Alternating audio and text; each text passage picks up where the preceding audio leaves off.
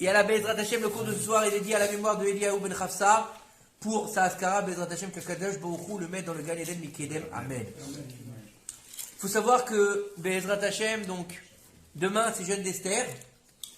Donc on jeûne quand on est bar mitzvah et qu'on est en bonne santé, du matin jusqu'au soir.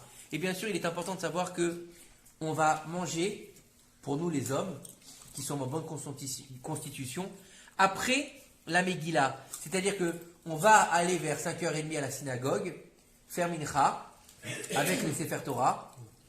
Après Mincha, on va faire une partie d'Arvit, après on fait la Megillah. On fait la Megillah, on finit Arvit, et une fois qu'on a fini Arvit, Bezrat Hashem, on va pouvoir se restaurer, d'accord? Bon, en règle générale, une Megillah, c'est une demi-heure de lecture, donc c'est pas très très grave hein, si on attend une demi-heure. Ça fait que vers 7h, on va finir le jeûne, donc c'est pas très grave, d'accord? Et bien sûr, très important, n'oubliez pas une chose, c'est qu'il faut écouter toutes les paroles de la Megillah. Et celui qui aura loupé une parole ou un morceau, donc il devra réécouter dans une Megillah Keshera, d'accord? Et bien sûr, n'oubliez pas de penser à vous rendre quitte, pour ceux qui n'ont pas de Megillah Keshera et qui ne font pas la lecture, de vous rendre quitte du Shaliach Tibour. C'est-à-dire que lui, quand il va faire la bénédiction, n'oubliez pas de dire après Amen.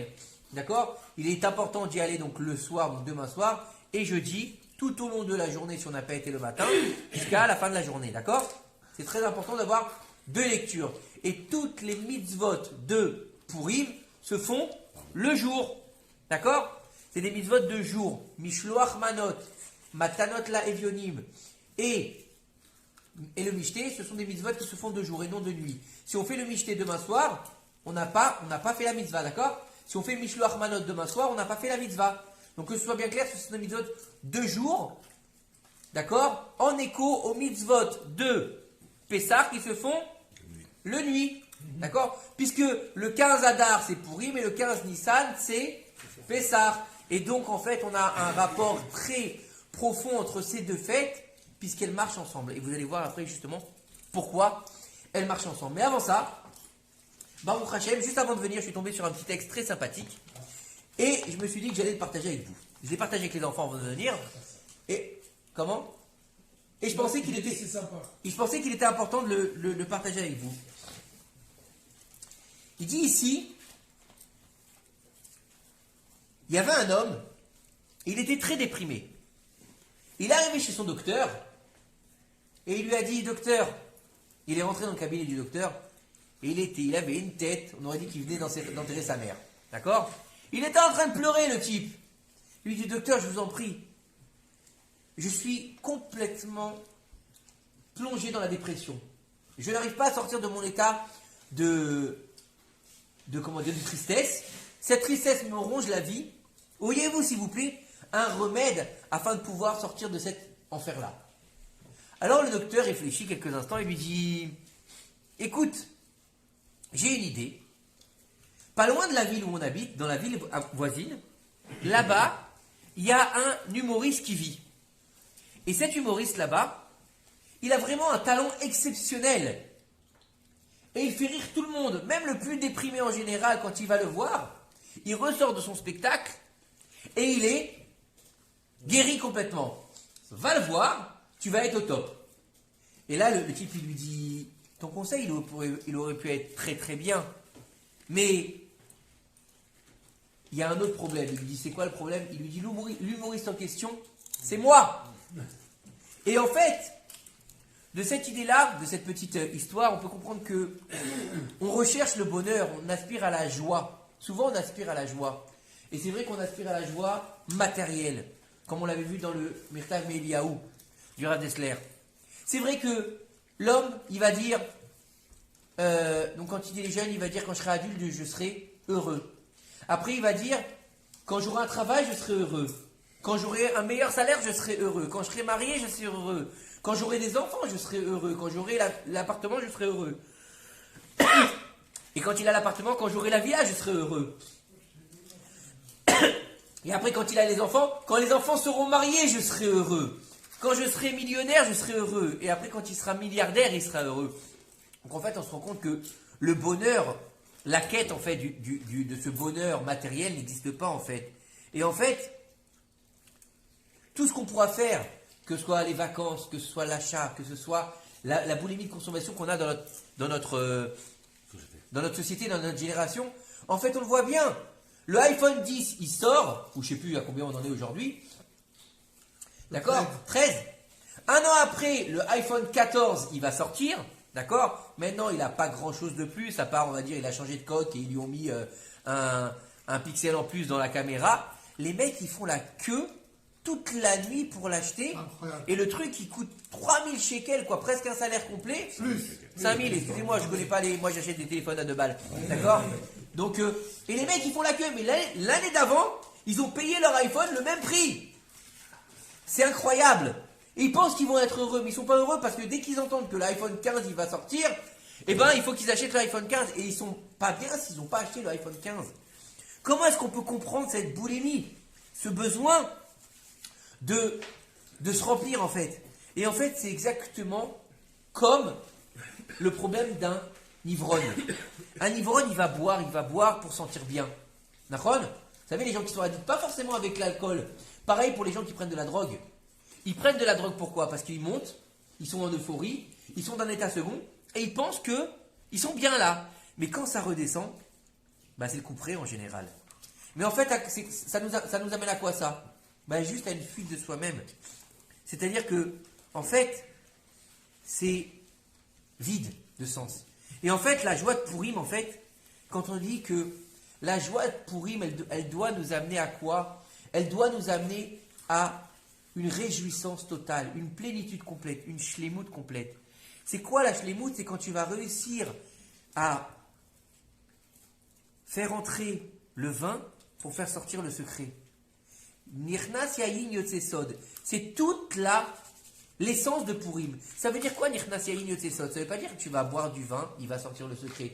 Ça veut pas dire que tu vas boire ta tête et après tu vas raconter tout ce que tu n'as jamais raconté. D'accord ? C'est pas tu vas faire le michté avec tes amis machin et puis tu t'es déchiré la tête et puis au bout d'un moment tu racontes que tu as trompé ta femme, que tu as frappé tes gosses, que tu as volé la caisse quand tu avais ton affaire. Non, on parle pas de ça, c'est pas un sod ça. Ça c'est une bêtise. C'est-à-dire que le sod, c'est le secret de la simcha intérieure. Parce qu'en fait, Akadosh Baruch Hu, il nous a dit dans la paracha Kitavo, tous les malheurs, ils arriveront parce que tu ne m'as pas servi avec joie. Donc, l'essence même de la Torah, il est où ? Dans la joie. C'est-à-dire que si on a la tristesse, on ne peut pas avoir la Torah. Il faut comprendre que on est dans une période extrêmement bizarre. On a beaucoup de choses qui se passent. C'est très dur, moralement, physiquement, matériellement. Et on se demande, mais qu'est-ce qui se passe ?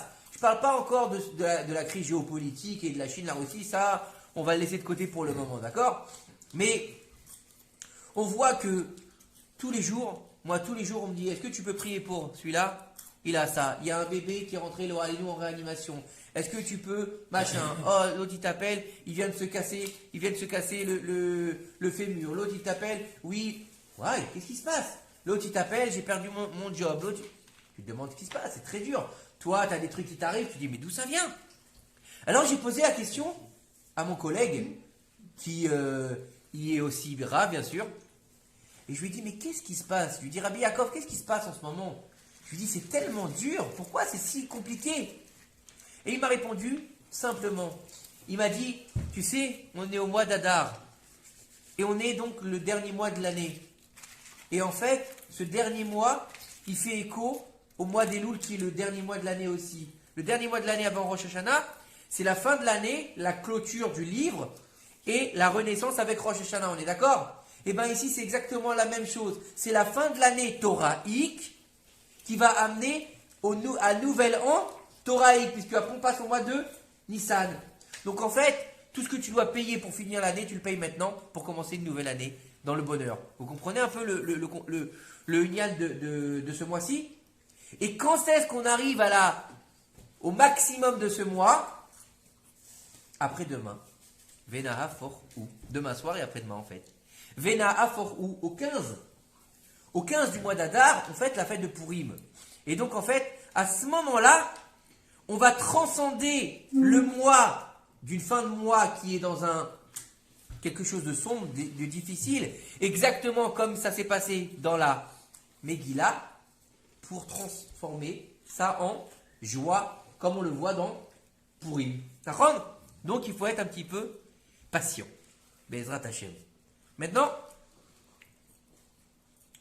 je voulais voir avec vous quelque chose de très fort et très profond. Cette semaine, Shabbat dernier, on a lu la parashat Zachor. D'accord? Le parashat Zachor, c'est une mitzvah de Horaïta. Donc il faut écouter la parashat Zachor qui nous dit « Rappelle-toi ce que tu as fait à Amalek quand tu es sorti d'Égypte. Ouais. » D'accord? Donc en général, on le lit dans la parashat Tetzavé, à peu près en général, mais cette année, comme c'est une année embolismique, on l'a lu dans la parashat Vayikra. On est un peu en décalé cette année. Et il faut savoir que au moment de la sortie d'Égypte, on a traversé la mer. On a fini de traverser la mer. Juste après, à Rephidim, on s'est trouvé avec Amalek qui nous attaque. Et on a une mitzvah, donc, on a lu dans la parashat Zachor cette semaine, d'effacer le souvenir d'Amalek de la surface de la terre. Ok? Maintenant, pourquoi est-ce qu'on doit tuer Amalek? Est-ce que vous avez déjà vu une mitzvah dans la Torah qui nous oblige à tuer quelqu'un? Est-ce qu'il y a marqué, tu vas tuer les Français, tu vas tuer les Américains, tu vas tuer les Chinois? Non! Alors pourquoi est-ce que tu dois tuer Amalek? Vous avez déjà posé cette question? Maintenant, la deuxième question qu'il y a, quel rapport entre Amalek et Purim? Pourquoi est-ce qu'on lit Shabbat Zachor juste avant Purim, avant la semaine avant Purim? Vous avez déjà posé cette question ou vous avez la réponse? C'est important. D'accord? Maintenant, on sait très bien que quand ils ont fait la guerre en Eretz Israël, quand ils sont rentrés en Canaan, d'accord? Avec Yoshua bin Nun, après la fin du Sefer Devarim, quand ils ont fait la conquête d'Eretz Israël, Dieu il leur a dit, tu fermeras donc devant, tu fermeras à droite, tu fermeras à gauche, mais derrière tu laisseras ouvert pour celui en fait qui veut se sauver. Vous savez que dans la Torah, on n'a pas le droit de tuer quelqu'un qui se sauve. Vous savez ou pas ça? Il y a quelqu'un qui est de dos, qui est en train de se sauver, tu dois laisser partir. Tu vois? Il vient à la lutte, tu luttes avec lui. Mais en fait, ça veut dire que Yoshua va conquérir Eretz Israël, il va laisser une ouverture. Vous voulez nous laisser passer la brioute, cassez-vous. Vous voulez faire la guerre, venez. Mais vous avez toujours cette porte de sortie. Avec Amalek, il n'y a pas. Il n'y a pas. Il n'y a pas. C'est pas possible. Amalek, il faut l'éliminer de la surface de la terre. Pourquoi? Qu'est-ce qu'il a fait de si grave? Parce qu'il est venu nous attaquer à la sortie d'Égypte? Et alors, pendant plus de 200 ans, on a vécu dans un camp de concentration à ciel ouvert en Égypte. Pourquoi on ne doit pas détruire l'Égypte? Pourquoi? Alors il faut comprendre qu'en fait, que la différence entre Amalek et les autres peuples, c'est que tous les peuples de la terre, ils sont dirigés par un ange. D'accord? Chacun, il a son ministre dans le ciel. Amalek, lui, n'a pas d'ange. Il n'a pas d'ange dans le ciel. Amalek, c'est pour ça qu'on te dit de la surface de la terre. C'est-à-dire que tu ne peux pas demander aux anges de combattre contre lui, tes anges à toi, parce qu'il n'en a pas là-haut. Les anges d'Israël, contre qui ils vont se battre là-haut, il n'y a pas d'ange. Mais c'est toi qui dois te battre contre lui. Pourquoi? Alors il faut savoir que Amalek, qui c'est? Vous savez qui c'est ou pas? C'est notre cousin germain en fait. Non. Si. Eh ouais. En fait, Esav, frère de Yaakov, il a eu un fils qui s'appelait Eliphaz. D'accord? Et Eliphaz, il a eu un fils qui s'appelait Amalek. Encore une fois. Esav, il avait un frère qui s'appelait Yaakov. D'accord? Yaakov et Esav, deux frères ennemis. D'accord? Esav, il avait un fils qui s'appelait Eliphaz. Eliphaz, il a eu un fils qui s'appelait Amalek. C'est bien ça? Je ne me trompe pas? Qui est donc le fils de Timna. D'accord? Timna, qui est... c'est un peu compliqué. C'est une... comment on appelle ça? C'est une relation incestueuse, tout ça. Bref, on ne va pas rentrer dans les détails ce soir. Et Timna, en fait, elle voulait se convertir au judaïsme. Elle a été rejetée par Abraham, Yitzhak et Yaakov parce que ses raisons n'étaient pas saintes. Et donc, en fait, elle a dit, pour me rapprocher, en fait, de cette pureté, je vais me rapprocher d'un comment dire, de cette famille-là. Donc elle s'est mise dans la famille d'Esav, qui est le fils de Yitzhak et le frère de Yaakov, le petit-fils d'Abraham. Quel âge elle avait? Quoi qu'elle avait avait Si elle voulait être déjà avec Abraham. Bah, je sais pas, tu sais, à l'époque, on sait pas exactement quelle. Peut-être qu'elle a connu Abraham quand il était très vieux, avant qu'il meure, et Yitzhak, je sais pas. La vérité, je sais pas. Bref, on dit comme ça, le Midrash dit comme ça. Maintenant, il faut savoir que. Alors, pourquoi est-ce qu'on doit tuer ce fameux Amalek? Mais Amalek, alors, c'est pas notre cousin germain. Bah, un petit peu. Petit cousin, cousin, ouais. Petit cousin. Oui, bon, tu joues sur les mots, là. Alors maintenant, la question de savoir pourquoi. Parce qu'il nous déteste. Oui. Pourquoi Shaoul l'a épargné? Attends, j'y arrive, tu me. Attends, Attends, là je suis dans la paracha de Zachor. Je suis pas encore passé dans la Haftara. Justement, on va parler aussi de la Haftara. Alors maintenant, il faut comprendre une chose, parce qu'il nous déteste. Qui est-ce qui nous déteste pas aujourd'hui? Qui est-ce qui nous veut pas de mal? Tout le monde. Alors en fait, il faut comprendre que on a dit que Amalek, il n'a pas de sar, il n'a pas de ministre. De quoi il va se nourrir Amalek? Il va se nourrir de nos fautes. Il va se nourrir de notre clipa. C'est-à-dire que nous, ce qu'on va rejeter au niveau de la Gdusha, il va se nourrir de cette Gdusha-là pour se nourrir lui-même. Il faut savoir que dans la paracha, donc, là on a lu, donc, tu effaceras le souvenir d'Amalek, mais dans le verset où on parle d'Amalek, d'accord, il nous dit là-bas, Hachem il a dit à Moshe, tu vas marquer ça en tant que souvenir, et tu vas le marquer, et tu vas le dire aux oreilles de Yoshua. Il faut donc détruire le souvenir d'Amalek, mitachat hashamaim, en dessous du ciel. Donc si c'est en dessous du ciel, ça veut dire sur terre, ça veut dire le corps. Donc c'est un commandement de la Torah de détruire Amalek. Vaïven misbeach là, Moshe il a fait un misbeach. Et Vayomer ki yad al kesia milchama l'Hashem ba'amalek midordor. Il a dit, car la main sur le trône, la guerre d'Hachem, Amalek, envers Amalek, de génération en génération. Je n'ai pas compris. Moi non plus. C'est un verset qui n'est pas complet. C'est un verset qui est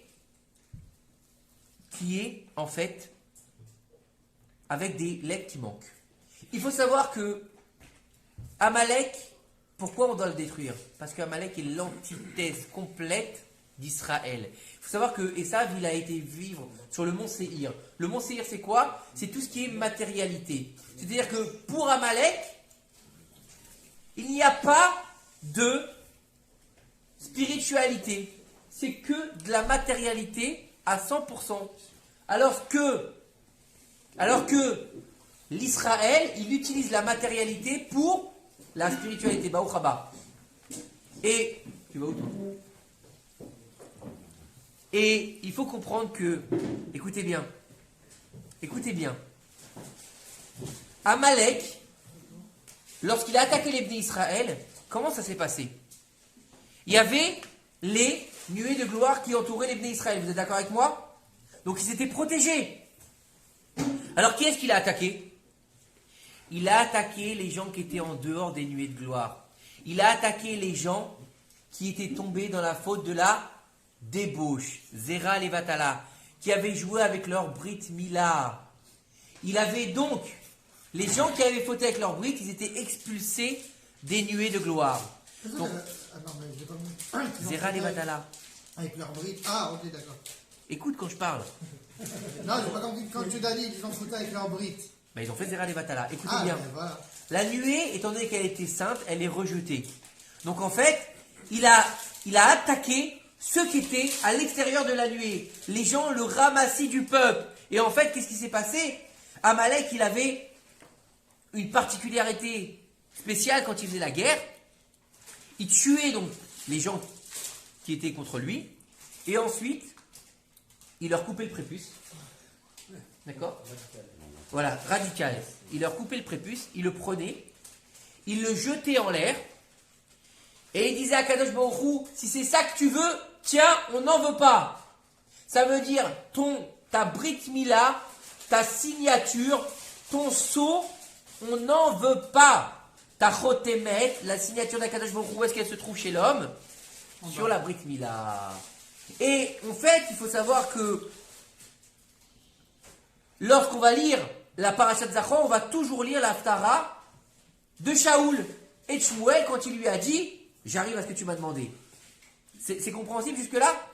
Et donc en fait, quand il jette la Brit Mila, écoutez bien, quand il jette la Brit Mila, il jette le sceau d'Akadosh Baruch Hu. Le sceau d'Akadosh Baruch Hu, comment est-ce qu'il s'appelle? Il s'appelle Yudke Vavke. Vous êtes d'accord avec moi? Et en fait, il faut savoir que lorsque le Yudke Vavke est complet, on est en Shlemut. Mais tant qu'il est coupé, on n'est pas complet. Écoutez-moi bien, c'est un peu compliqué. Il lui a dit Yad al-Kes. Kes, c'est quoi? Comment vous dites une chaise? Qui sait? Il manque quoi? Il manque un Aleph. Qui sait c'est quoi? C'est le Kissé Kavod, le trône divin. Al-Kes, sur le Kissé. Dieu, il est où? Sur le Kissé. Mais le Kissé, il n'est pas complet. Ya, c'est quoi Ya? Ça vous fait penser à rien? Yud et He. Il nous manque quoi? Vav et He. Donc on est tant que Amalek n'est pas éradiqué de la surface de la terre, qu'est-ce qui manque? Aleph, Vav, He. Vous retenez bien Aleph, Vav, He jusqu'à maintenant? D'accord? Donc Midor jusqu'à la fin des temps. On va devoir trouver Amalek. Mais aujourd'hui, pourquoi on ne sait pas qui c'est Amalek? Vous savez ou pas? Vous savez ou pas? Pourquoi est-ce qu'on ne sait pas qui c'est Amalek aujourd'hui? Pourquoi est-ce qu'à l'époque de Mordechai, ils savaient que c'était Amalek? Pourquoi est-ce qu'on savait que les nazis étaient Amalek et qu'aujourd'hui on ne sait plus qui c'est Amalek? On dit que c'est l'Iran aujourd'hui. Toi tu dis, il y a d'autres qui disent autre chose. Non, on dit beaucoup. Toi tu dis, oui, il y a beaucoup de choses qui disent beaucoup. Vous êtes Perse. Aujourd'hui on dit même tous les jours que Mashiach il est arrivé avant-hier, il va arriver le 22 septembre, le 30. Il y a beaucoup de fake news aujourd'hui, d'accord? Écoutez bien. Écoutez bien. Libreur. Écoutez bien ce qu'il nous dit. Donc il nous manque quoi? Il nous manque le Aleph, il nous manque le Vav E. Dans la Haftara de la semaine, on a lu que Shmuel, un avis, le prophète Shmuel, il va voir Shaoul, il lui dit « J'ai une injonction divine à te donner. » Il lui dit quoi? Il lui dit « Tu vas aller détruire Amalek. » Donc le pasouk d'éradiquer Amalek de la surface de la terre, tu vas y aller, Shaoul. Et pourquoi il a demandé à Shaoul? Pourquoi il n'a pas demandé à David? Ah, c'est une bonne question. Nahon? On va y répondre après. On va y répondre après. Écoutez-moi bien. Mais c'est quand Shaoul est les témoins. Et alors, écoute-moi bien, tu vas comprendre. Arrête, si tu le... Taisez-vous, une petite seconde. Écoutez bien. Shaoul, il reçoit l'information, il dit, ok, il n'y a pas de problème, Shmuel, on va y aller. Il va, ils vont à la guerre, et puis, on ne sait pas pourquoi, Shaoul, dans une miséricorde comme ça, il va laisser en vie le roi d'Amalek qui s'appelle Agag. Et puis il dit, je vais garder les troupeaux aussi parce que Dieu, on va lui faire des corbanotes avec ça. Le lendemain, Shmuel, il arrive, il lui dit, t'as tué Amalek, t'as fait tout ce qu'il fallait? Il lui dit, oui, t'inquiète pas, on a tué tout le monde. Et là, il entend le bruit des troupeaux, il lui dit, qu'est-ce que j'entends? Il lui dit, non, mais tu comprends, les troupeaux, on les a gardés parce que on voulait faire des corbanotes à Kadosh Baruch Hu. Et puis on a gardé le roi parce que c'est trophée, trésor, comment on appelle ça là, trophée de guerre. Et là il lui dit, tu te moques de moi? Il lui dit, sache que tu as perdu ta royauté aujourd'hui. Tac! Il a dit. Shaoul, il a perdu sa royauté, c'est Shmuel qui lui dit. Il lui dit, c'est fini, tu n'es plus roi d'Israël, tu as perdu la royauté parce que tu n'as pas réalisé l'ordre de Dieu. Alors il faut savoir que, pourquoi est-ce qu'il a perdu la royauté sur les troupeaux? Tu me dis, il a laissé le roi vivant, je comprends. Allez, je te dis, d'accord. Il a fait une erreur avec le roi. Parce qu'il faut savoir que ce fameux Agag, qui était un magicien, il a réussi à sortir de sa prison le soir après avoir été capturé. Il a été avec une femme et il a mise enceinte. De là naîtra quelques années plus tard Aman ben Amedata Ha-Agagi. Comment il s'appelait le roi de Amalek? Agag. Donc Agag et Agagi, c'est le même nom. Donc il vient de Agag. Mais la femme, elle était quoi, la femme? Elle était portugaise. Qu'est-ce qu'on s'en fout? Non, parce qu'elle était de chez Et on s'en fout, elle était pas de chez nous, j'ai pas dit qu'elle était de chez nous. Ah, ok, d'accord, mais je demande une question. Elle est pas de chez nous. Alors écoutez bien. On continue. On continue. Alors bon, d'accord, Agag, il a fait une bêtise, c'est vrai, il aurait pas dû le laisser en vie. Mais les troupeaux, bon, ça va, on va faire des corbanotes à Kalash Baruch Hu, laisse-moi tranquille, c'est pas grave. Non! Parce qu'en fait, le troupeau qu'il a ramené, c'est des Amalécites. Quoi? C'est des bonhommes. Il faut savoir que Amalek, c'était des pros en magie noire. En fait, quand ils voyaient que le danger était trop présent, ils arrivaient à se transformer en moutons et en bœufs pour échapper à leurs ennemis. Et comment on le savait? En fait, les animaux qui étaient des êtres humains à la base, ils avaient pour les vaches, ils avaient les cornes vers le bas et pas vers le haut, et ils avaient les yeux, que ce soit gros bétail ou menu bétail, qui au lieu d'être droits, ils étaient vers l'extérieur. Et rouges. Donc en fait, c'était pas des animaux, c'était des êtres humains. Donc en fait, il a laissé vivre Amalek en fait. Le problème, il y a un troupeau, donc il peut les tuer, non? Non, mais il les a pas tués. Donc il n'a pas fait l'ordonnance divine. Dieu il lui dit tu tues. D'accord? D'accord? T'es d'accord? Dieu il te dit, regarde, écoute, Dieu demain il vient vers toi, d'accord? Il te dit, je voudrais que tu m'amènes 10 kilos, d'accord, de pommes de terre. D'accord? C'est pour un exemple. Et toi tu prends 9,5 kg. T'as fait ce qu'il t'a dit? Bah oui. Ben non. Bah non, pardon. Bah non. Mais, Il manque. oui, mais C'est Dieu. Écoute Écoute bien que c'est Dieu. Dieu. Faire une corbanote Non, avec s'en les fout. animaux. Dieu lui a pas demandé. C'est comme quand ils ont fait le veau d'or. Quand ils ont fait le veau d'or, ils ont dit ça va nous donner un tampon entre le ciel et la terre. Entre Moshe n'est plus là, on va avoir un tampon entre Akadosh Baruch Hu et nous. Et Dieu il leur a pas demandé. Nadav et Avihu non plus. Ils sont morts. Quand Dieu te demande pas, c'est une avéra. D'accord? Quelqu'un qui fait en Israël 8 jours de Sukkot au lieu de faire 7 jours, il fait une avéra. On est bien d'accord. On n'a pas de Baal Tossif ici. Écoutez bien. On continue. Ouais, mais Il perd son trône. Attends. Il perd son trône. Yaakov, t'es avec moi, il perd son trône. Il n'a pas fait ce que Dieu lui a demandé. Shmuel dit, amenez-moi Agag, il le tue sur place. Ok? Shaoul est destitué. Shaoul, il vient de Binyamin, vous vous rappelez ou pas? Qu'est-ce qui se passe? Est-ce que Amalek a été détruit? Non. Est-ce qu'ils ont réussi à faire ce que Dieu a demandé? Non. Est-ce que le trône divin est complet? Non. Est-ce que le nom de Dieu, qu'est-ce qu'il fait Amalek? Il déchire le nom de Dieu. Qu'est-ce qu'on a dit tout à l'heure? Il coupe la Brit Mila. C'est quoi la Brit Mila? C'est donc Yesod et Malchut. Yudke, Vavke. Donc il déchire le Yudke, Vavke. Contrairement à Lavan qui a inversé le Yudke, Vavke. Il a donné Léa avant Rachel. Léa c'est Vav et Rachel c'est Yud e. Il a donné Vav et avant Yud e. Donc il a inversé le nom de Dieu. Mais là, Amalek il le déchire. Il le détruit. Il le sépare. Ça vous dit rien? Il y a Aman qui dit à Achashverosh, il y a un peuple Mefouzar ou Mefourad. Un peuple qui est dispersé et qui est séparé. Attends, Aman, t'es blata. S'il est dispersé, il est aussi séparé ou pas? Pourquoi tu as besoin de me faire une répétition? Bah parce que il lui dit, Aman, il lui dit, le peuple il est séparé, mais le peuple il est dispersé, mais le nom de Dieu il est séparé. Vous avez compris? Aman ben Abedata Hagagi, d'accord? Donc Aman il est petit-fils d'Agag, donc il est arrière petit-fils d'Amalek. Jusque là vous me suivez? Maintenant, qui c'est les personnages principaux juifs dans cette histoire? Mordechai et Esther. De quelle tribu ils viennent? De la tribu de Binyamin. Donc de la même tribu que Shaoul. Donc Mordechai c'est qui en fait? C'est la réincarnation, c'est l'étincelle de Shaoul La continuité de. C'est l'étincelle de Shaoul venue réparer en fait Faire le l'erreur de Shaoul. Et ensuite, attendez, ça va encore plus loin que ça. Ça va encore plus loin que ça. On va remonter encore plus loin. J'ai répondu à ta question, Yaakov? Écoutez bien.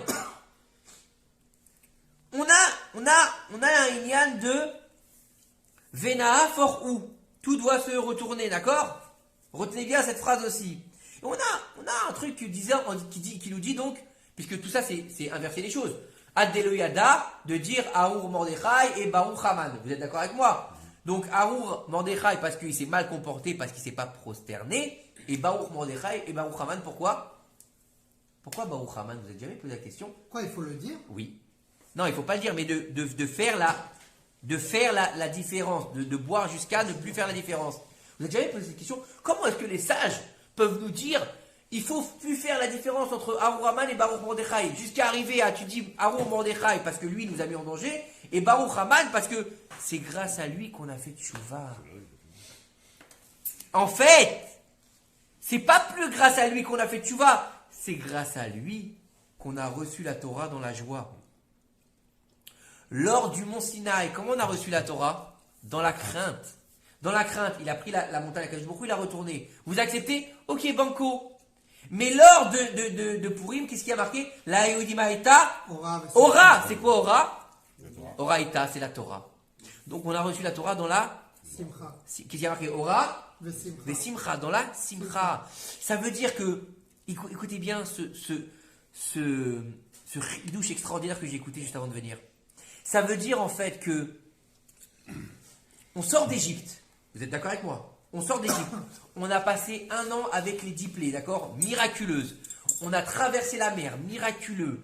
Dieu, il a rejeté nos ennemis sur la mer. On a récupéré un tas d'oseilles, d'accord? On est au top. On passe la mer. Zéli Vanveu, c'est mon Dieu et je vais le révérer. D'accord? On arrive au mont Sinaï. On est au top ou on n'est pas au top? Et là-bas, on reçoit la Torah avec les éclairs, avec le tonnerre et le feu. Et on flippe dans la crainte. Pourquoi? Alors que à Purim, ils veulent tous nous tuer. D'accord? Donc on n'a plus rien en fait. On ne sert plus à rien. On a tout perdu ou pas à Purim? Et quand on reçoit donc la fin du décret, on est content. Et on accepte la Torah dans la joie. Comment ça se fait? Normalement, ça aurait dû être l'inverse. Tu acceptes dans le désert parce que tu as vu tous les miracles, tu es au top, tu es content. Et à Purim, tu acceptes dans la crainte qu'un autre Haman se lève et tu tues, oui ou non? Et non, et là le chidouche il est magnifique, c'est le Rav Toutou qui dit ça. Il dit que en fait non. C'est quand tu as tout que tu as peur de tout perdre. C'est-à-dire qu'ils sont sortis d'Égypte, ils avaient l'oseille, ils étaient un peu plus forts, ils étaient respectés, ils vont recevoir la Torah, mais ils ont peur de perdre ça. Ils ont peur de perdre ça, donc ils reçoivent la Torah dans la crainte. Alors que là-bas, ils n'ont plus rien à perdre.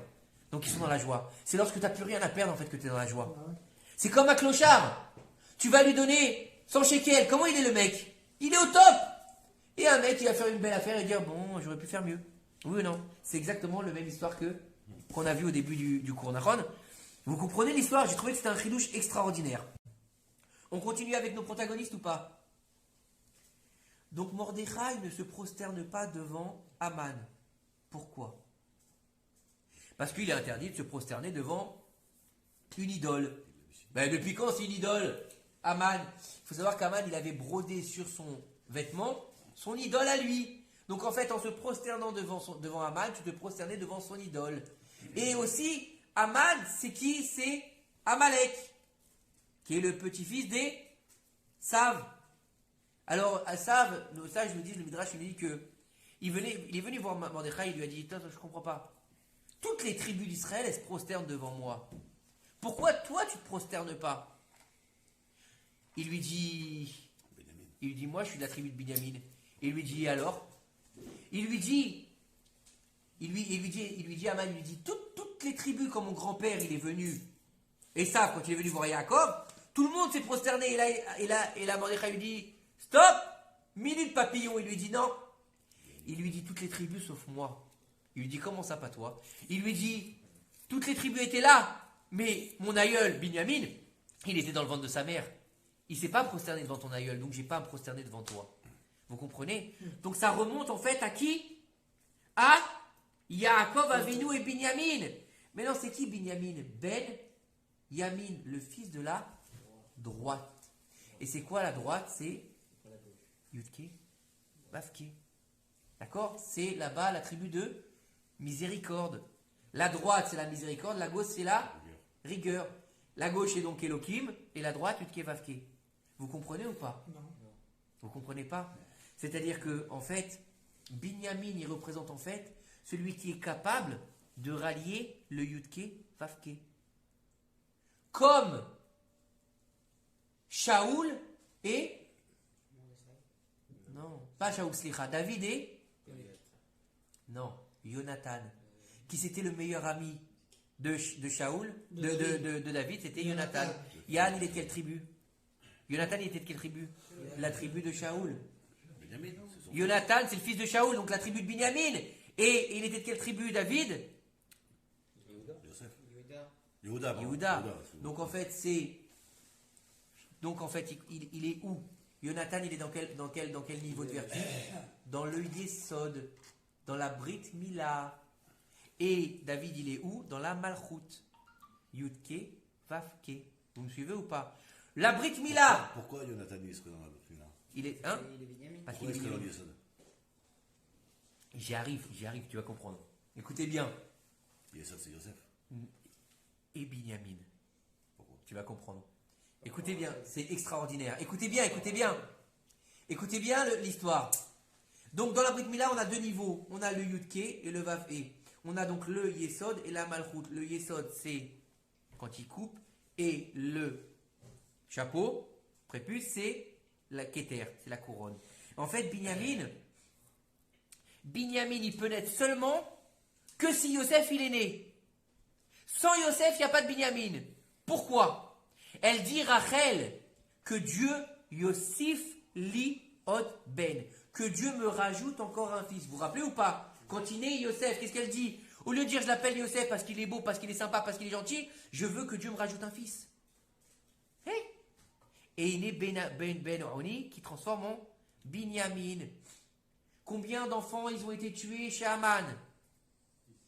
10. Combien de sphirotes il y a dans le monde? 10. Combien d'enfants il a eu Binyamin? 10. En référence à qui? Tous les enfants de Binyamin sont nommés en fonction de Yosef, du Yesod.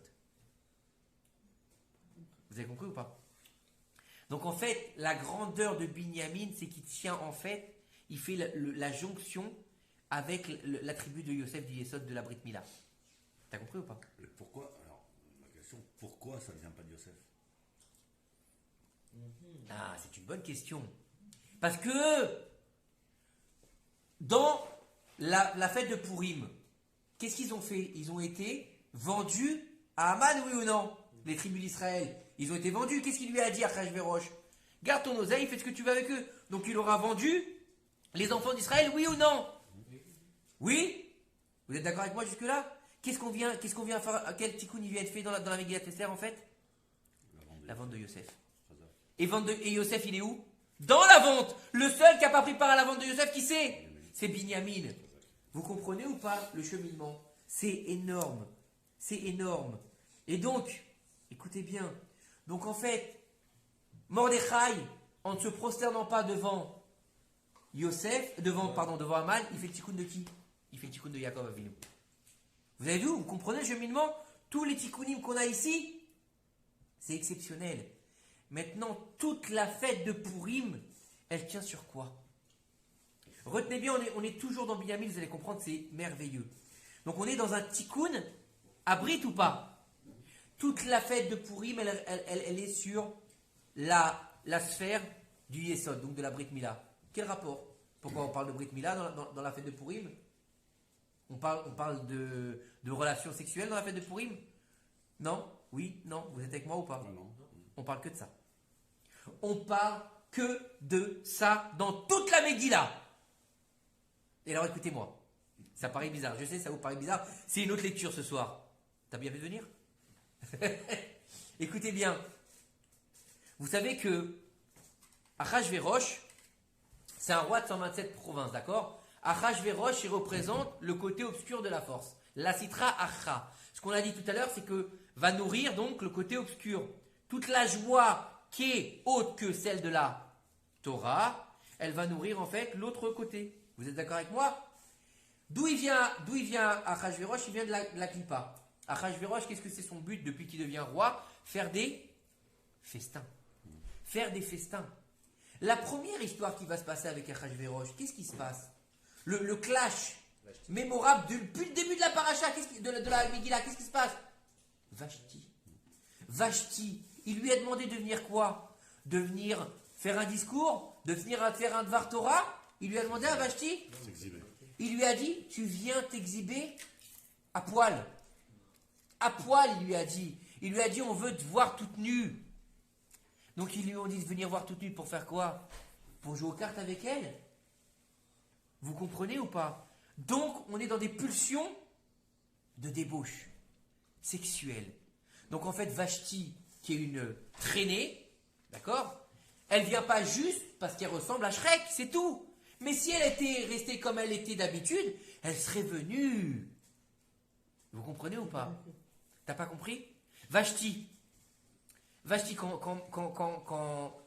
quand Achashverosh, son mari, lui dit, écoute, lui il était déchiré, d'accord, avec tous ses copains. Ils ont dit, on va faire venir la reine pour qu'elle nous montre comment elle est belle. D'accord? Qu'est-ce que tu crois qu'ils vont faire quand ils vont la mater, toute nue? D'accord? Ça va faire une orgie. D'accord? Maintenant, elle a une queue qui a poussé à ce moment-là. Elle a eu la lèpre. Et il y en a qui disent qu'elle a même eu une corne. D'accord? Donc elle était dégueulasse. Donc elle a dit comme ça, je vais pas montrer. T'es d'accord? Donc c'est pour ça qu'il a tué. Donc le meurtre de Vashti, il vient à cause de quoi? À cause des pulsions sexuelles. Parce que qu'est-ce qu'il lui a dit à Aman? Qu'est-ce qu'il lui a dit à Aman? Mais Mouchan, là-bas, il s'appelle. Il lui dit quoi? Pourquoi il s'appelle Memouchan? Parce que c'est celui qui est Mouchan à faire le mal. Parce qu'il a dit, je commence par Vashti et je finis par le roi. Aman, il voulait être calife à la place du calife. Il voulait être le roi. Il a dit, je commence par tuer la reine, Vashti, parce qu'elle a plus de pouvoir que le roi, puisque elle est de sang royal et lui non. Et je finirai par Achashverosh et moi-même, je deviendrai le roi de Perse. Vous comprenez le cheminement d'Aman? Il fait tuer Vashti en lui disant quoi, Achashverosh? Il lui dit, si elle veut pas venir, tu mets dans la mouise tous les mecs de ton pays. Il lui dit, parce qu'elles vont plus écouter leur mari. Ça veut dire quoi, elles vont plus écouter leur mari? Elles vont plus faire la bonbonne? Ou bien elles vont plus vouloir avec eux? Vous avez compris ou pas? C'est une lecture différente de la Megillat Esther. Maintenant, il se réveille de sa beuverie, il est pas bien, d'accord? Ça le démange un peu, il dit, elle est où la reine? Ben il dit, elle est morte. Oh mince, je me retrouve tout seul. Qu'est-ce qu'il dit? Amenez-moi toutes les vierges de toutes les provinces. Et vous savez très bien que au jour d'aujourd'hui, vous avez dû entendre qu'on vend la virginité. Vous le savez ou pas ça? D'accord? Vous savez pas ça? Je sais pas. Il y a même des filles pour payer leurs études, elles vendent leur virginité. Ouais, je te jure. Parce que au Japon, les geishas, vous avez jamais entendu ces histoires-là? Non. Ah, ça, c'est T'es tout trop fait, religieux, toi. Dans les maisons closes au Japon, on faisait venir des petites filles jeunes, très jeunes. Geisha, c'est pas une. Geisha, c'est une prostituée. Non, Geisha, c'est une serveuse. Non, c'est une. Oui, d'accord, c'est une serveuse. Ça dépend qu'est-ce qu'elle Jonah sert. aussi, c'est une Elle sert. Ça dépend ce qu'elle sert. Non, mais vraiment, une Geisha, c'est une Oui, serveuse. oui, Jonah aussi, c'est une serveuse. oui, c'est une serveuse. Elle sert son corps. D'accord? Bref, et ben comment ça se passait au Japon? D'accord? Juste pour la petite histoire, il les faisait venir très jeunes, il les achetait, donc c'était des gens en général qui n'avaient pas d'argent, des pauvres. Ils vendaient leurs enfants pour pouvoir avoir à manger. Ils les mettaient dans des maisons closes. Jusqu'à un certain âge, il les habituait à être une geisha. C'est-à-dire que l'habillement, la façon de parler, la façon de se tenir. Et après, il y avait une mise aux enchères de sa virginité. À partir du moment où elle était vendue en fait aux enchères. Et aujourd'hui encore. Donc il a fait venir à Achashverosh des jeunes filles. Comment est-ce qu'il allait choisir sa future femme à Achashverosh? Vous savez ou pas? C'est marqué dans la Megillah. Le soir, elle va avec lui et le lendemain, elle sort de sa chambre. Et si elle lui a plu, elle devient la reine. Vous croyez qu'est-ce qu'il faisait avec les jeunes filles? Il parlait sur Facebook. Il faisait un zoom. Il lui demandait comment elle s'appelait, est-ce qu'elle habitait chez ses parents, les hobbies qu'elle avait. Elle passait la nuit avec lui. Qu'est-ce qu'elle faisait avec lui? Hein? 6 mois. 6 mois. Il disait 6 mois dans les bains et 6 mois dans le parfum. Il fallait qu'elle soit au top, les meufs. C'était peut-être pas pour jouer aux dames avec elle. Vous êtes d'accord avec moi jusque-là? Et qui est-ce qui lui a plu? C'est Esther motzechen be'enai, elle est partie le soir. Esther n'est pas été avec lui. Parce qu'il faut savoir que Esther, en fait, elle avait une capacité particulière, c'est qu'elle arrivait à détacher d'elle le mauvais côté. C'est quoi le mauvais côté? Vous savez tous qu'on est constitué de deux côtés. Yetzeratov, Yetzerara. Donc elle arrivait à faire sortir et matérialiser d'elle le Esther Ra en faisant un démon qu'elle envoyait chez Achashverosh. Et c'est comme ça qu'il l'a épousée. Ok? Maintenant, si vous regardez bien, à la fin de la Megillah,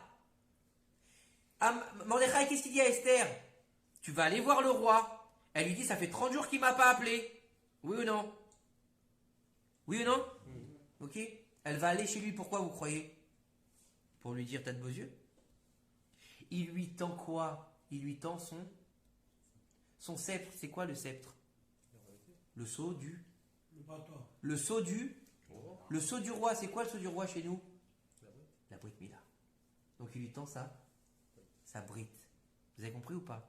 Et c'est pour ça qu'elle lui dit, Im Asher avadeti, ça veut dire quoi? Si je dois me perdre, je serai perdu. Pourquoi tu le répètes 2 fois, Esther? T'es perdu, t'es perdu. C'est qui Esther? C'est la femme de qui? C'est la femme de Mordechai. Esther, c'est la femme de Mordechai. Et Esther, elle dit, je vais aller avec un incirconcis. Je vais devoir aller avec un incirconcis. Vous comprenez l'histoire? Attends. Elle lui dit, écoutez bien ce qu'elle lui dit. J'ai entendu ça aujourd'hui. Elle lui dit, Mordechai, tu me demandes d'aller voir le roi 2 jours. Mais le côté obscur de ma personne, je peux le sortir quand? Que la nuit. Donc là, c'est moi qui suis obligé d'y aller. Avadeti. Si je dois perdre mon monde futur, puisque je vais avec un non-juif, et ce monde-ci, puisque je vais me perdre quelque part dans une assimilation, je suis prête pour le Ham Israël de perdre et ce monde-ci et le monde futur, parce que cette fois, je suis obligé d'aller avec lui. Qu'est-ce qu'il lui dit à la fin de la Megillah lorsqu'ils vont au 2e Mishté?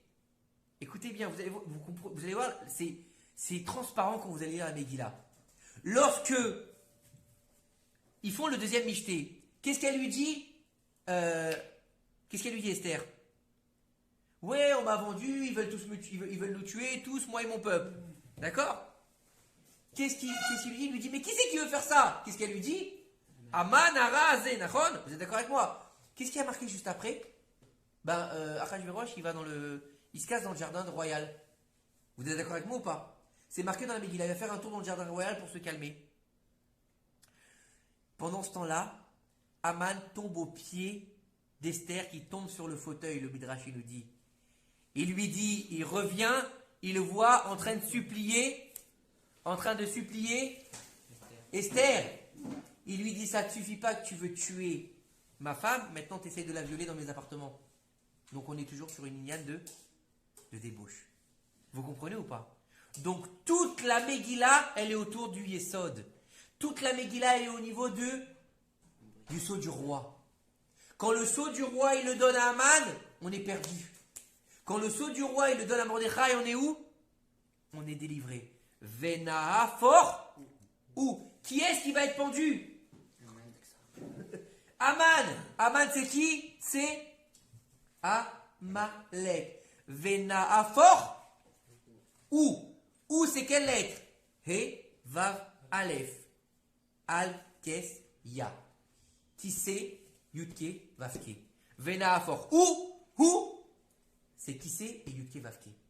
Donc au moment où il tue Aman, le Kissé, le trône d'Akadosh Baruch Hu, il revient complet, et le Yutke, Vavke, il est complet. Donc normalement, il aurait dû venir le Mashiach. Et donc on aurait dû finir l'histoire. Pourquoi on est là ce soir à Ashkelon? Il y a un problème. Il y a un problème. Il y a un problème ou pas? Un gros problème. Un gros problème. On finit. On continue. Mais juste avant une chose, il faut comprendre quelque chose. Que Mordechai donc vient faire la réparation avec Esther de Shaoul Améler, d'accord, qui sont de la tribu de Binyamin. Et Binyamin qui vient faire la réparation donc de Esav, mais qui vient faire la réparation de Yaakov. Et grâce à qui? Grâce à Rachel. Donc en fait, la délivrance de Purim, elle est méritée par qui? Par Rachel Imenu. Pourquoi? Parce qu'elle dit à Yaakov, si tu ne me donnes pas des enfants, je suis morte. Vous croyez vraiment qu'elle est morte? Pourquoi? Qu'est-ce qu'il y a? Il ne lui donne pas d'enfants, ça y est, elle va... Et elle crève? Non! Elle lui dit, tu ne me donnes pas d'enfants, je suis morte, c'est pas moi qui suis morte. Elle est quoi, Rachel? Elle est mère d'Israël. Donc ce qu'elle dit, c'est une prophétie. Donc si tu ne me donnes pas d'enfants, j'aurai pas mes enfants, étant donné que les autres, ils vont participer à la vente de Yosef, étant donné qu'il y aura un Kittrout, puisque Esav, il servait son père et il lui a pas fait de peine, alors que les tribus ont fait de la peine à Yaakov. Donc le seul qui peut tuer Amalek, c'est qui? Binyamin. C'est Binyamin. Mais si elle n'avait pas d'enfant, alors il n'y avait pas Yosef, il n'y avait pas la vente de Yosef. Il y aurait eu autre Il y chose. aurait eu la vente d'un autre. Il y aurait eu autre chose. Donc en fait, elle lui dit, prophétiquement Yaakov, si tu ne me donnes pas d'enfants, à Shushan Abira, dans plusieurs milliers d'années, le peuple juif, il est mort. Donc je suis morte, puisque je ne sers plus à rien. Parce que ma seule raison d'exister, elle lui dit Rachel Imenu, c'est la construction du peuple d'Israël. Vous comprenez le niveau? C'est énorme. Maintenant, écoutez-moi bien, on n'a pas fini. On n'a pas fini. Juste une petite parenthèse, j'ai eu enfin l'explication pourquoi l'oreille d'Aman, elle est en triangle. Pourquoi on appelle ça une oreille d'Aman? Vous croyez parce que toujours on dit que Aman il a été pendu par ses oreilles? Allez pendre un mec par ses oreilles, vous allez voir, pourquoi pas par ses pieds aussi. Non, il a été pendu comme tout le monde par la gorge. Écoutez bien, parce qu'en fait, Aman, quand il a fait le Goral, toute l'histoire de Purim, elle se passe sur le Mazal, d'accord? Et il a dit donc ce mois-là, il est bien parce que c'est la mort de Moshe Rabbeinu.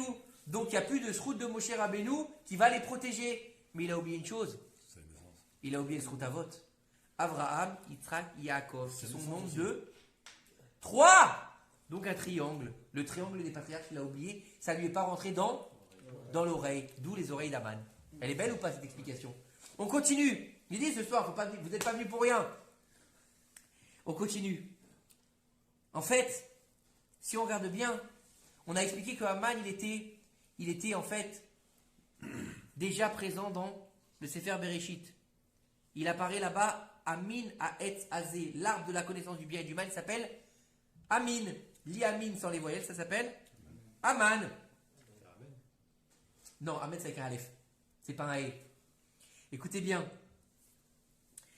Et la mitzvah de Purim, c'est quoi? Lishmoa Megillah, d'écouter la Megillah et d'être Yatsa et d'Echova. Et toutes les mitzvot, c'est d'aller vers son prochain, faire du bien à son prochain. Nachon ou nachon? Et la première des fautes, dans la faute originelle, qu'est-ce qu'elle a fait? Elle a écouté le serpent. Et elle a eu quoi? Elle a eu quoi, Chava? Quand le serpent lui a parlé, elle a eu quoi? Un doute. Oui ou pas? Il l'a mis dans le doute. Il lui a dit, tu vas manger du fruit. En fait, Dieu, il ne veut pas que tu en manges. Pourquoi? Parce que le jour où tu en mangeras, tu vas devenir comme Dieu.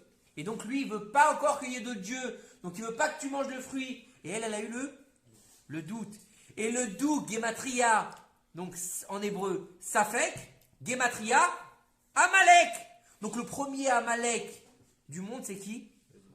C'est le serpent. Donc, on vient dans la fête de Purim réparer quoi? Qu'est-ce qu'elle a fait? Elle lui a amené le fruit, Chava, à Adam. On nous dit que il ne voulait pas prendre du fruit et qu'elle lui a pressé que c'était de la vigne et que c'est devenu du vin. Nichnas yayin yotse sod. Il rentre le vin, il sort le secret. C'est quoi le secret? Etzada tov vara. La capacité de connaître le bien et le mal. On n'a pas fini encore. On n'a pas fini. Donc, il s'appelle comment à Purim? Ça s'appelle une Seouda? Non, ça s'appelle un Mishté. Mishté de l'ishtot, de boire. Elle lui a fait boire le fruit de la faute originelle. Et on dit que Chava, elle a eu un rapport avec le serpent. et lui a mis Zohamat Anachash. Et après qu'elle lui a donné le fruit défendu, qu'est-ce qui s'est passé? Elle, étant donné qu'elle a reçu donc la semence du serpent, elle est devenue Nida. Elle est devenue Nida Chava et il a été avec elle. Comment elle appelait avec un serpent? C'est spirituel, attends. Non, serpent, hein. mais même c'est pas un serpent. Non. Mais on est dans des sphères spirituelles, on est au Gan Eden, n'oublie pas. On n'est pas dans de la zoophilie, chas v'shalom. Écoute bien. Adam, après ça, il va avec sa femme pendant qu'elle est Nida. Et on rentre avant quand? Avant Shabbat. On est dans le Chol. On n'est pas dans le Shabbat. Oui ou non? Donc on a le vin, on a la femme, on a l'homme, on a la faute de la brite, puisqu'il a mis le sceau du roi Oussa dans la Nida, dans la Touma, dans la pureté. Qu'est-ce qu'ils ont fait les enfants d'Israël quand ils sont allés au Michté d'Achashverosh? Ils ont commencé par boire du vin cachère, ensuite du vin non cachère, pour finir avec des femmes non juives. Donc où est-ce qu'ils ont mis le sceau d'Akadosh Baruch Hu? Dans la Touma. Exactement la même chose que la faute originelle. Et donc en fait, Mordechai, Esther viennent réparer la faute originelle avec la fête de Purim. Donc la grandeur de la faute de Purim, c'est qu'elle a la capacité de réparer, donc de détruire Amalek, de réparer la faute originelle et de rallier le Yudke Vavke. Jusque-là, vous me suivez ou pas? Donc si c'est tout ça, pourquoi il n'est pas là le Mashiach? C'est une bonne question ou pas, Chaim? Arnaud, t'es avec nous? Pourquoi il n'est pas là, Mashiach? Avant qu'il vienne, on dit qu'il faut que les prophéties elles se réalisent. Il n'y a pas encore. Qu'est-ce qu'on chante à la fin de la Megillah? Qu'est-ce qu'elle a, c'est la chanson de Purim? La Yehudim Aïta Ora Vesimcha Vesason dit car la Yehudim, les Juifs, ils avaient la Ora, la lumière, donc la Torah. Donc ils ont reçu la Torah dans la joie. Sasson, la Yehudim Aïta Ora Vesimcha, donc la joie. Simcha Vesasson. Simcha, c'est la joie, c'est la plénitude. Et Sasson, c'est la capacité d'arriver à la joie. Donc il y a un problème. Oui ou non, vous êtes d'accord avec moi? Si Sasson, c'est la capacité d'arriver à la joie, c'est le cheminement pour arriver à la joie. Et que Simcha, c'est la joie complète, c'est la plénitude, c'est la shlemut. D'accord? Ça aurait dû être la Yehudim Aïta Ora, Vesasson, Vesimcha, Veikar. D'accord? C'est l'inverse. Parce que lorsque le Sanhédrin il s'est levé, il leur a dit, il est temps, vu que vous étiez Mefouzar ou Mefourad, vous étiez tous dispersés, maintenant que vous êtes tous ensemble, après que cette fameuse histoire elle soit passée, vous avez tous eu peur, vous êtes tous mis en un seul peuple. Vous êtes tous regroupés sous l'égide de la hardoute. Donc vous êtes tous ensemble. Vous avez reçu la Torah. Maintenant on rentre à la maison. Le Mashiach, il a besoin d'une terre qui s'appelle Eret Israël. On a besoin de construire le Beth Amikdash où ça? À Jérusalem. Ou d'où est-ce qu'elle sort la Torah? Non. Non, qu'est-ce qu'on dit tous les Shabbats? Moumi, Sion, Tetse, Torah. Donc, pour avoir la Torah complète, il faut être où? À Jérusalem. Donc, en fait, ils étaient Simcha, ils ont été dans une grande joie complète, la complétude, la plénitude. Ils pouvaient recevoir le Mashiach, mais ils devaient être où? À Jérusalem. Ils étaient tous religieux, mais ils étaient en toute l'arrêt. Et doucement, doucement, étant donné que ils étaient... Donc, s'ils ont atteint la plénitude et qu'ils ont retombé, avec le temps, qu'est-ce qui s'est passé? Le Yud Kevavke, il s'est redéfait. C'est pour ça que la Megillat Esther, si c'est une prophétie, si c'est le dernier livre, et si ça, c'est une ode à Kadosh Baruch Hu, bien sûr, dans la nature, d'accord, qui s'est caché dans la nature, et qui nous montre en fait la victoire des Juifs en fait sur les non-Juifs quelque part, Mahon. Pourquoi ça commence par Vayehi? Alors que Vaï, c'est un langage c'est un langage de tristesse, c'est un langage de souffrance. On dit Ve'aya, c'est un langage de joie. Donc on aurait dû commencer la Megillah par Ve'aya, Bimé Achashverosh, Nachon. Et pourquoi on répète deux fois Achashverosh? Vaï, Bimé Achashverosh, ou Achashverosh? Parce qu'en fait, lorsqu'on accepte la Torah et lorsqu'on devient serviteur d'Hachem, on est les serviteurs de qui? De Dieu. Mais étant donné qu'on est à Bavel et on ne veut pas rentrer en Israël, on est les serviteurs de qui? Du roi. Amelech Achashverosh. Donc on a loupé le coche en restant les serviteurs d'Achashverosh au lieu d'être les serviteurs d'Akadosh Baruch Hu. Donc en fait, Vayehi, c'est un malheur. Vous avez compris ou pas? C'est un malheur. C'est pour ça que c'est Simcha Vesason. Et pas Sasson Vesimcha. Donc en fait, on aurait pu faire. Oui. T'as dit que Achashverosh il était antisémite. Oui. Mais il n'était pas si antisémite que ça parce que quand il a entendu que sa femme est juive, il ne voulait pas la tuer. C'est normal, elle était enceinte. Donc il ne voulait pas tuer le prince héritier. Parce qu'il a compris qu'elle était enceinte. En fait, à la fin, le Midrash nous dit qu'elle était enceinte, Esther d'Achashverosh. Et que donc, en fait, quand il a vu son ventre arrondi, il lui a dit, je vais mourir. Elle dit, en fait, il lui a dit à Aman, tu veux en fait tuer le prince héritier. Parce qu'en fait, il faut savoir que le Midrash nous dit que les sages non juifs avaient vu dans les astres, en fait, ils regardaient beaucoup dans les astres à cette époque-là, ils avaient vu qu'en fait, un juif prendrait le trône d'Achashverosh. Et en fait, quand il a compris qu'Esther elle était juive et qu'elle était enceinte, il a compris en fait c'est pas quelqu'un qui va prendre son trône, c'est son fils qui va prendre sa place et qui sera un juif, puisque sa mère elle est juive. Donc ça sera un juif ou une ergia. Mais il était quand même antisémite. Pourquoi? Parce qu'il voulait pas que le temple soit reconstruit, parce qu'il savait que lorsque le temple sera reconstruit, c'était la fin de son règne. Vous comprenez ou pas? Donc en fait, en expliquant tout ça, on comprend que la grandeur de Purim, c'est pas simplement une fête où on boit du vin. Nichnas yayin yosesot, ça veut dire quoi? Ça veut dire que toute la Torah que tu n'as pas réussi à comprendre toute l'année, c'est ce jour-là que tu vas pouvoir la comprendre. Pourquoi? Parce que c'est un jour Chol que tu rends Kodesh. Donc il est plus grand que Kippour. Pourquoi il est plus grand que Kippour? Parce que Kippour, tu fais la réparation de tes fautes de l'année. Mais à Purim, tu fais quoi? Tu fais la réparation de la faute originelle. Vous voyez le niveau? Et encore plus grand que ça, écoutez bien. Écoutez bien. C'est encore plus grand que Shabbat. Parce que Shabbat, c'est quoi Shabbat? Assour. T'as pas le droit d'allumer la lumière, t'as pas le droit d'allumer un truc, t'as pas le droit de faire ci, t'as pas le droit de faire ça, tu fais rien. D'accord? Tu vas à la synagogue, machin, tu cuisines pas, tu fais rien. Et tu dois être donc dans la Gdusha. Mais Purim, tu as le droit de tout faire. C'est pas un Yom Tov, c'est un jour Chol complet. Donc pourquoi il est plus grand? Parce que la base de Purim, elle est exactement comme la base de Shabbat. C'est quoi la base de Shabbat? Le repos. Non. Sheshet Yamim Ta'aseh Melacha ou Bayom HaShivi'i Shabbat L'Hashem. Pendant 6 jours, tu travailleras. Ça veut dire que pendant 6 jours, c'est une mitzvah de travailler? Oui. Et après, le 7e jour, tu te reposeras. Ça veut dire que le Shabbat, il se maintient sur quoi? Sur les 6 jours de la semaine. Ça veut dire que Purim, il se maintient sur le Chol. Ça veut dire que Shabbat, il se maintient sur quoi?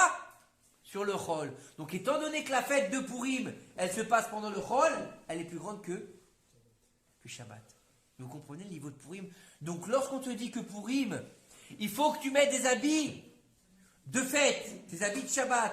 Lorsqu'on te dit que Purim, il faut faire un michté. Lorsqu'on te dit que Purim, il faut manger de la viande. Lorsqu'on te dit qu'à Purim, il faut manger du pain. Pourquoi? Parce que En Seouda et la Bassar Velechem. Il n'y a pas une Seouda, ça ne s'appelle pas une Seouda si tu ne manges pas du pain et de la viande. Moi, si tu manges une Kéla, tu as le droit, parce qu'il y a de la viande à l'intérieur. Mais ce que je veux dire, c'est que dans le Inyan de Purim, cette fête qui nous paraît être simplement une petite fête comme ça, non! Elle a la capacité de faire le tikkun de quoi? De la faute originelle et de la Brit Mila. Et c'est pour ça que vous allez voir en Israël. Bon, là, il fait pas beau. Vous savez que la première fois que je suis arrivé, la première année où je suis arrivé en Israël, hein? Non, il fait toujours beau à Purim. Sauf cette année. Écoutez bien. La première fois que je suis arrivé, écoute bien, la première fois que je suis arrivé en Israël, il faisait un soleil de fou, d'accord? Et que j'ai vécu pour Purim en Israël, il faisait super beau. Et à cette époque-là, j'étais moins religieux, on va dire, d'accord? Et j'étais encore dans l'union des beaux-arts, d'accord? Donc, il m'en fallait beaucoup pour me déranger au niveau visuel, d'accord? J'avais tout vu là-bas, hein. Les trucs les plus dégueulasses, aux plus improbables, d'accord? Quand tu es dans les beaux-arts, tu vois des trucs qui sont vraiment space. Bref, alors, moi, il n'y avait rien qui me choquait. Et puis, j'étais dans la rue, et puis, j'étais à Ashdod, à cette époque-là, et puis, j'ai vu dehors, comment on peut appeler ça? Je ne sais même pas comment appeler ça. Tout le monde était à poil, en fait. Tout le monde était à poil. Et j'ai dit à ma femme, qu'est-ce qui se passe? C'est choquant. Elle m'a dit, c'est Purim. Maintenant, c'est des jeunes filles de 14-15 ans. Hein. D'accord? Et des mamans, hein. Et des mamans, hein. Habillées comme des prostituées. Je lui dis, comment ça se fait que c'est à ce point-là? Elle m'a dit, c'est comme ça Purim en Israël.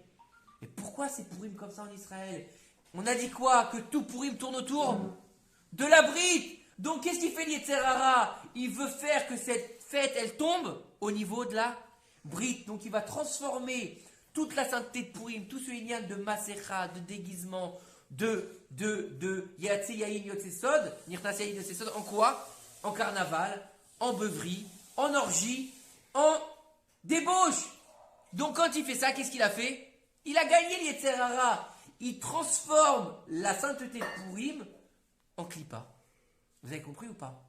Et le but de Purim, c'est de casser la clipa du Yetzer Hara pour monter le rôle dans la Gdusha. Vous avez compris le niveau de Purim? Donc quand on te parle de Purim, bien sûr qu'il est plus grand que Kippour. Bien sûr qu'il est plus grand que Shabbat. Donc en fait, c'est la Rotemet d'Akadosh Baruch Hu parce qu'il vient te valider toute ton année. Et c'est pour ça qu'après Purim, tu es capable de rentrer dans quoi? Dans les miracles de Pessah. Parce que lorsque tu vas dévoiler dans la nature les miracles d'Akadosh Baruch Hu, une fois que tu as accepté que toute ta vie tourne autour d'Akadosh Baruch Hu, donc que tout est miracle, donc tu as acquis ça dans ton comment dire, dans ta vie de tous les jours.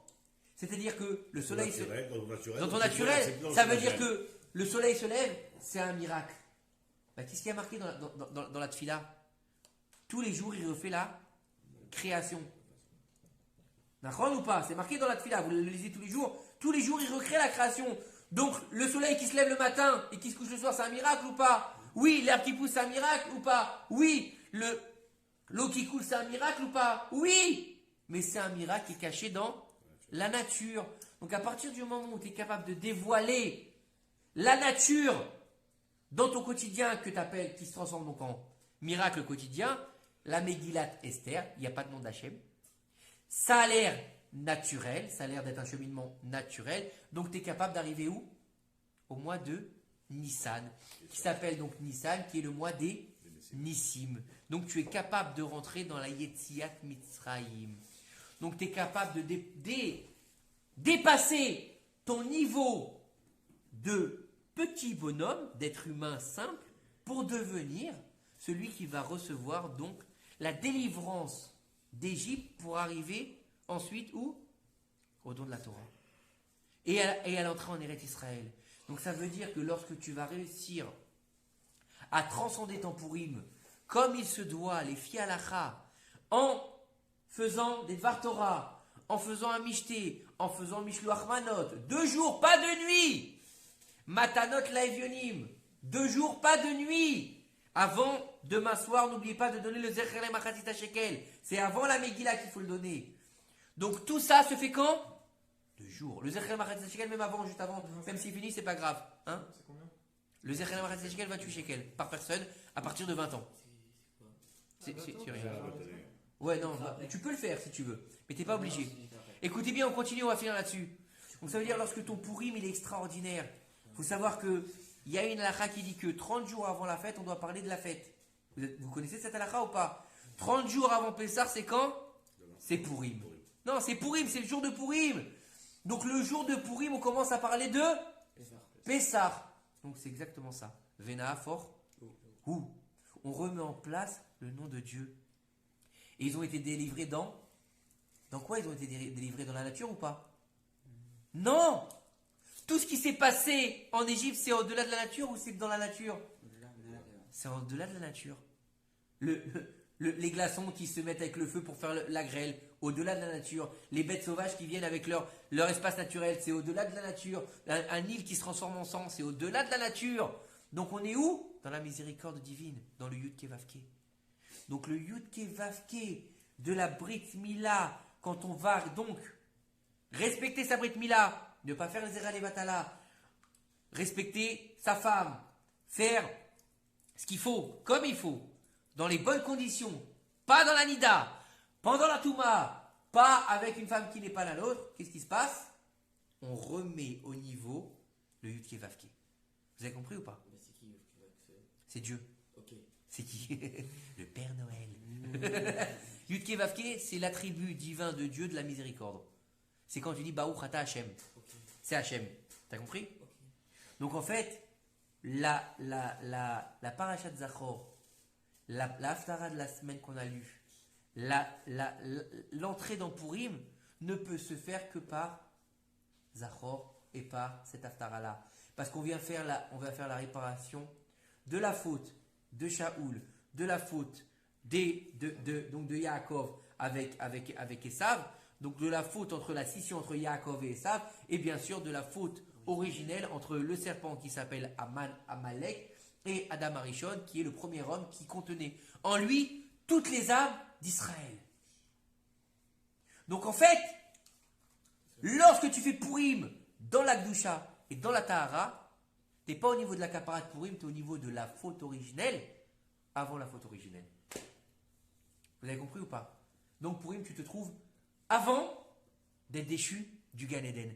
Et c'est pour ça qu'on appelle Shabbat Me'en Olam Haba. Shabbat c'est Me'en Olam Haba, c'est une partie du Olam Haba. Donc en fait à Purim, étant donné que tu n'es plus au Shabbat, tu es déjà dans le Olam Haba. Baruch Adonai l'Olam, Amen, Amen.